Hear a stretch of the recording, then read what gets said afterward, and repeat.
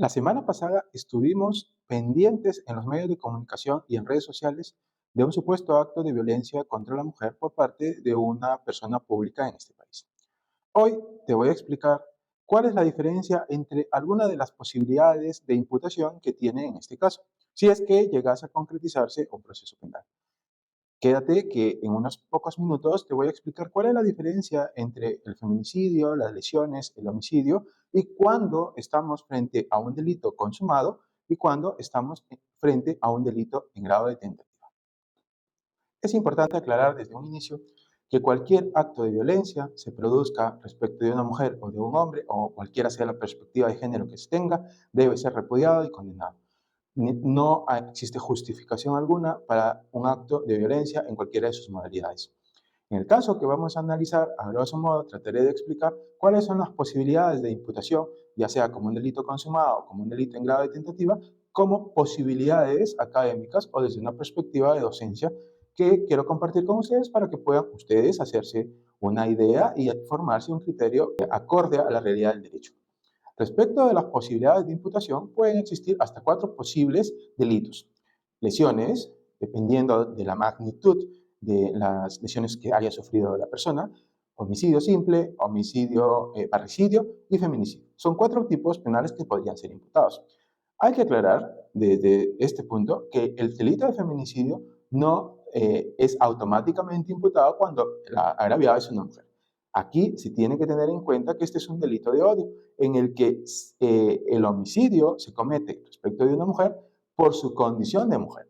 ¿Qué quiere decir esto? Que respecto de la persona que es la persona agraviada, el agresor tiene un odio, un reproche o una situación bastante marcada y como consecuencia de ello, y en algunos contextos que el legislador ha establecido, como violencia, coacción, abuso de poder o cualquier otra forma de discriminación, mata a la mujer como consecuencia de este odio, de este móvil que tiene de manera previa. Ahora, el delito de lesiones es posible también imputarlo cuando se genera un desmedro o una lesión respecto de la salud de la persona que sufre la conducta penalmente relevante. El delito de homicidio también es posible imputarlo cuando se genera un resultado muerte. Y el delito de parricidio, que esto es bastante importante y por aquí puede haber una serie de confusiones de cuando la persona agredida en un contexto de violencia es mujer, conviviente o esposa o esposa o exconviviente, sí es posible imputar el delito de parricidio. Pero primero, para centrarnos, hay que identificar cuándo se comete un delito y cuándo se comete el delito de lesiones o cuándo se comete el delito, algunos de los tipos de homicidio. Primero, en estas 4 posibilidades de imputación, se pueden generar 2 momentos, se puede realizar un análisis respecto de 2 situaciones. Primero, la conducta y segundo, el resultado. ¿Qué implica la conducta? Cualquier comportamiento o acción por parte de una persona, sea hombre o mujer, destinada a la generación de un resultado lesivo. Entonces, de forma separada se analiza la conducta. Por ejemplo, una conducta en el homicidio sería que yo intento dispararte y cojo un arma y apunto y jalo el gatillo. Esa es la conducta.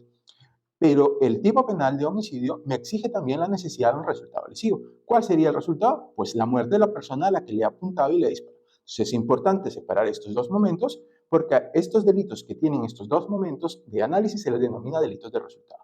Las lesiones, el homicidio, el parricidio y el feminicidio son delitos de resultado. Entonces, para su imputación tenemos que analizar la concurrencia de ambos elementos. Si no se produce uno, estaremos frente a una institución que se denomina tentativa. Entonces, ¿cuándo se produce el delito de lesiones? Cuando existe un comportamiento destinado o con la finalidad de producir un desmedro en la salud o integridad física del sujeto que sufre. ¿Cuándo se produce un acto de homicidio? Cuando se genera una conducta destinada a producir como resultado la muerte de la persona que se está agrediendo. ¿Qué diferencia el homicidio simple del parricidio y del feminicidio? Primero, que en el homicidio simple no existe un móvil, motivo o razón o circunstancia particular o cuestión de vínculos entre el sujeto que realiza la conducta y el sujeto que sufre el homicidio. En el parricidio, por otro lado, existe un vínculo entre el sujeto que agrede y el sujeto agredido. Y en el feminicidio, como lo expliqué hace un momento, existe el factor de delito de odio en el que se mata a la mujer por su condición de mujer. No porque sea tu conviviente, no porque sea tu esposa, sino que por este especial motivo o lo que motiva el homicidio es que la persona tiene la condición de ser mujer.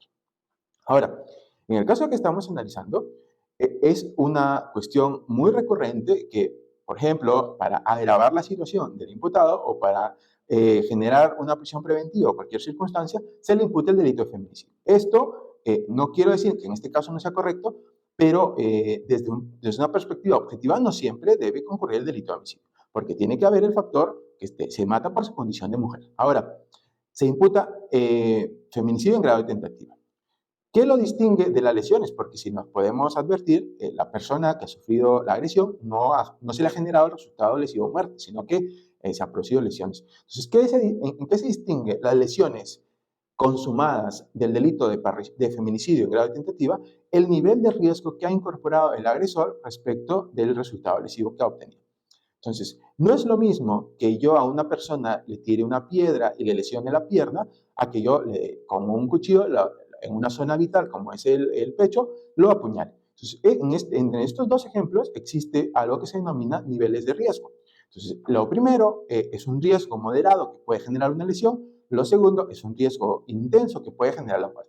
Dependiendo del riesgo que genera el sujeto con su conducta, va a ser o se va a poder imputar un delito de lesiones o un delito de homicidio, en cualquiera de las formas que he explicado.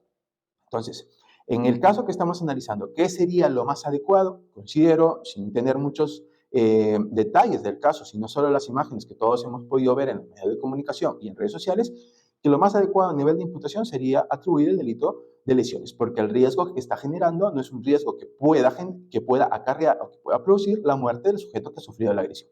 Ojo, esto no quiere decir que porque es el delito de lesiones es menos grave la conducta. No, el delito de lesiones también tiene penas graves establecidas, por ejemplo, en el artículo 121, que van desde los 4 hasta los 8 años, y si se llegase a producir la muerte como consecuencia de las lesiones, incluso la pena puede ser de 20 años. Entonces, aquí con este tipo de delitos, no es tanto que imputemos por la gravedad, sino por lo que desde la teoría del delito, desde la imputación objetiva, resulte lo correcto de atribuir. Entonces, ahora, si fuese que se generase un resultado o un riesgo de muerte, también es complicado imputar el delito de feminicidio porque tenemos el delito de parricidio, en el que se exige un vínculo entre el sujeto que agrede y el sujeto agredido. Entonces, si es que son convivientes o incluso si son esposos, al existir una obligación especial por parte de los esposos de protegerse o por parte de los convivientes de protegerse, en vez de atribuir el delito de feminicidio, lo correcto sería atribuir el delito de parricidio. Si es que, en grado de tentativa, si es que el riesgo que se ha generado es un riesgo de muerte y no de lesión. Esto es lo que quería compartir con ustedes. Reitero que la intención de este video es netamente académica y tal vez poder formar alguna opinión en ti con algunos conceptos muy a grosso modo del derecho penal. Y si es que estás interesado en continuar aprendiendo algunos conceptos, te invito a que veas los videos que les dejo como referencia.